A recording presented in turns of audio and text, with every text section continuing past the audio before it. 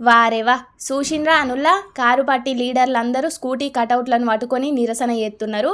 ఎలక్షన్లకు ముందు ప్రియాంక మేడం వచ్చి 15 ఏళ్లు నిండిన ఆడపిల్లలందరికీ స్కూటీలు కొనిస్తామని హామీ ఇచ్చింది. కానీ షెయ్యిపాటి సర్కారు గద్దెనెక్కి 15 ఏళ్లు గడుతున్నా కూడా గా స్కూటీలు అయితే తెలంగాణలో ఉన్న షెల్లెళ్లకు అత్తలేవు. ఇంకెప్పుడు ఇస్తారని గీతిరిగా ఎరైటీ నిరసన చేసిండ్రు మండలికాడ కారు పార్టీ ఎమ్మెల్సీలు.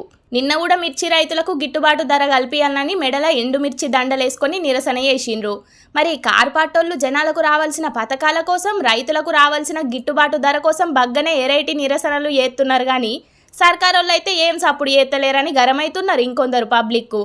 అయినా నిన్ననే మండలిల మంత్రి పొన్నం సారే చెప్పిండు, రాష్ట్రం ఆర్థిక పరిస్థితి మంచిగా లేదు కాబట్టి మేము ఆడోళ్లకు 2500 ఇయ్యలేము, తులం బంగారం కూడా ఇయ్యలేమని చెప్పిండు.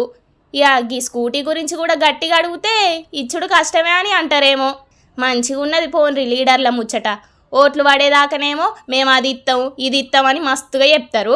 గెలిచి గద్దెనెక్కినాక రాష్ట్రం అప్పులున్నది మెల్లగిస్తాం అని జరుపుకుంటూ వస్తారు. ఒడ్డెక్కేదాకా ఓడమల్లన్న, ఒడ్డెక్కినాక బోడమల్లన్న అన్నట్టు భలే ఉన్నారు పోన్రి లీడర్లు. ఒక షెయ్యి పార్టీలే కాదు, అన్ని పార్టీల లీడర్లు వాళ్ళ పబ్బం గడుపుకోనికి ఏమేమో మాటలు చెప్తారు, ఏమేమో గ్యారంటీలు ఇస్తారు. అవన్నీ నిజంగానే ఇస్తారని అనుకుంటే మనంతా ఎడ్డోళ్ళు లేరని ఫీల్ అవుతున్నారట లీడర్ల మాటలు విన్న జనాలు. ఏం చేస్తాం, గట్ల తయారైనరు మరి దేశంలో రాజకీయ లీడర్లు.